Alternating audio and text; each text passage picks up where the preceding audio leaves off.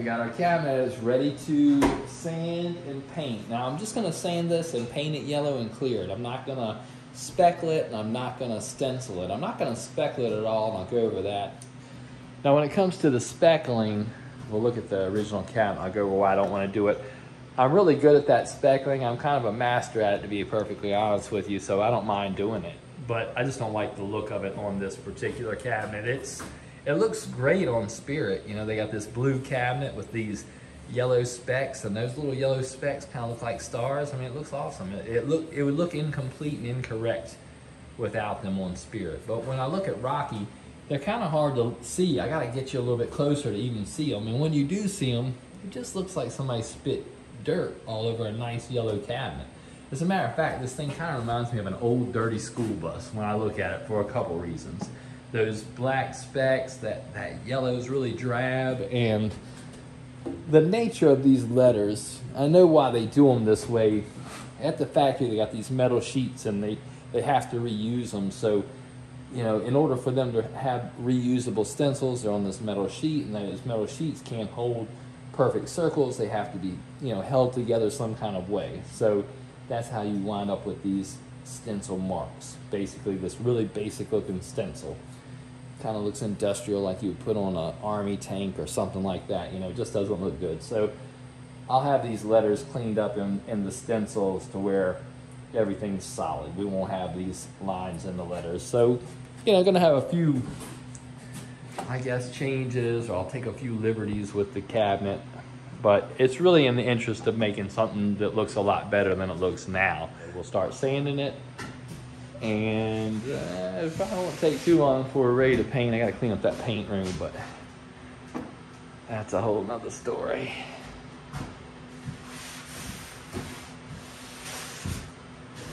What am I gonna sand it with?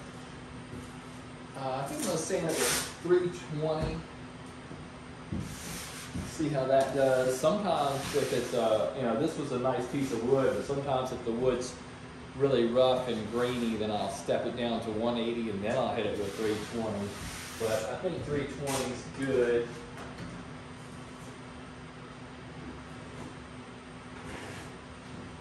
Now, I'm sanding this stuff knowing that I'm going to wind up sanding it again and stenciling it, and then sanding that again, and then clearing it. So 320 might be a little bit more aggressive for a final finish job. It's kind of on the borderline. It's about as coarse as you'd want to go if you were just going to do a straight paint job and just put it out there. But this is just the beginning stage of it. I mean, it's going to get sanded and cleared and sanded and cleared. And I'm sure by the time I get to where I am actually ready to put my final clear on, I'm probably going to be more like 5 and 800 grit. For the final pass. So sand it with 5 and then run over it with 8 and then clear it with a matte clear.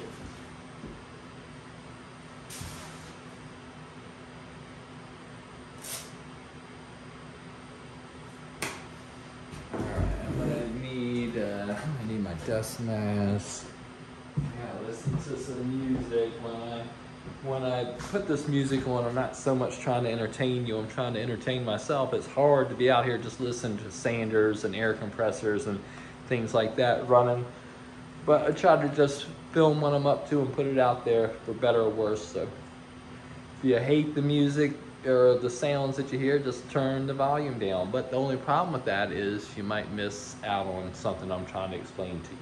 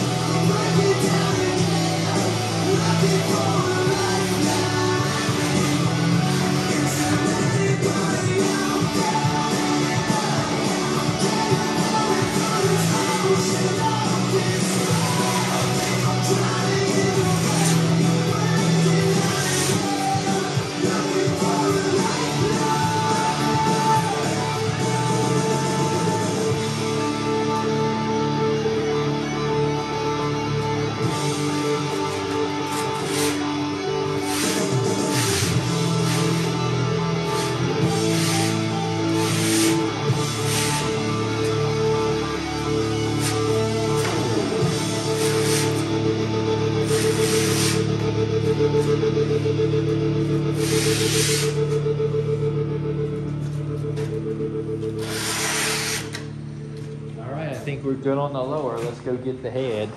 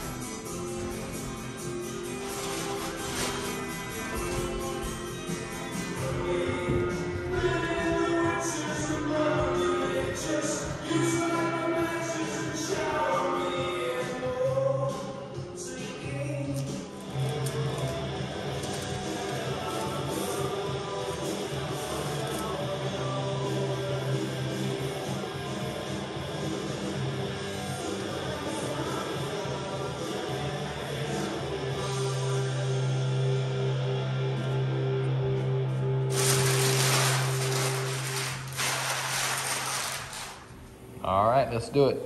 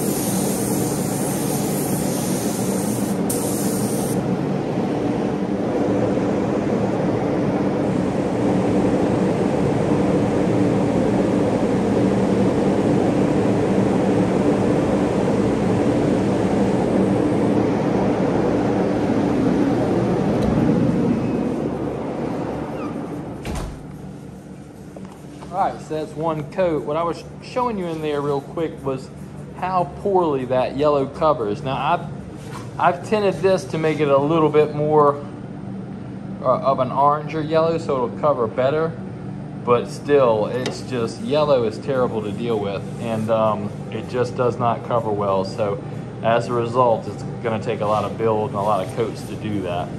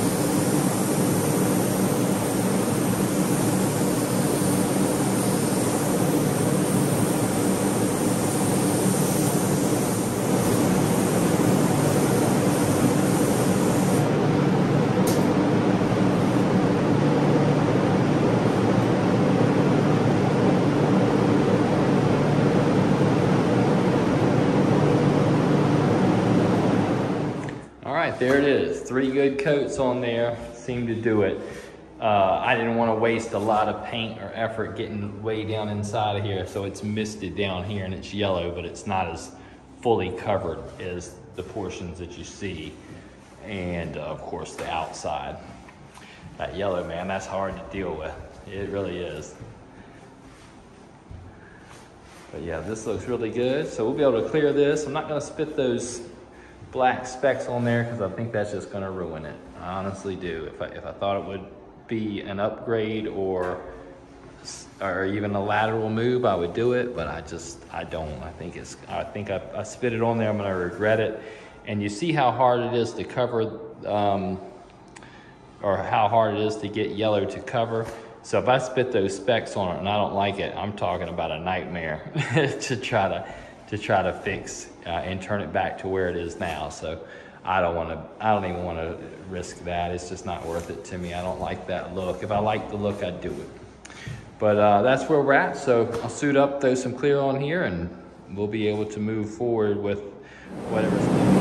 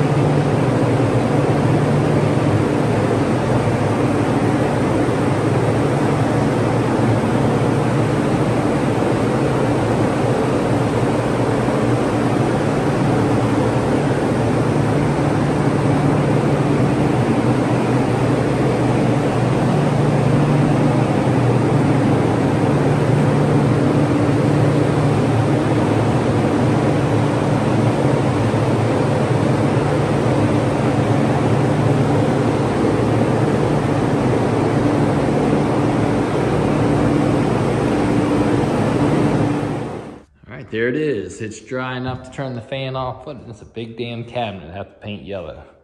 Some no cover and ash yellow too, but I put a little bit more orange in it to make it cover a little bit better, but I didn't want it to be as drab as the original. I'll go over that in a minute, you know, because that original just almost looks like a bulldozer yellow. It's not too pretty. But all the corners are nice and sharp. Got a fast clear on here, so I'll be able to get right back to it when I'm ready tomorrow. And it looks really good. I don't regret not putting the black specks on there, not one bit, because I think that was just gonna make it look bad. I didn't think it was adding anything to it other than originality, which, you know, I can appreciate, but there ain't gonna be too much original about this thing anyway. No point in going that way. Real clean and slick, which is always nice. Just makes it easier on the back end when you're getting it ready for the next step. You know, if you don't put a bunch of runs in it and a bunch of trash in it, you don't have to worry about sanding those things out. And if you don't have to worry about sanding those things out, you don't have to worry about sanding through this base finish. And we definitely don't want to sand through this one for a couple of reasons.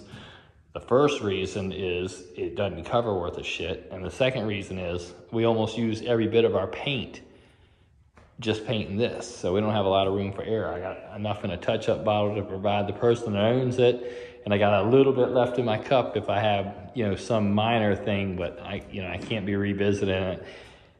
And that's another reason I don't want to put those specs on there, because, you know, that $438 worth of paint could get doubled real quick if that didn't go well, because you just have to do it again, and all of a sudden you got $900 worth of just yellow on there. So a lot of different reasons and methods to the madness. I try to talk about some of them just to enlighten people, because, you know, I don't know what people think, but sometimes you see some of the questions and it's like, okay, yeah, this person doesn't get it. So I'm just trying to help you understand.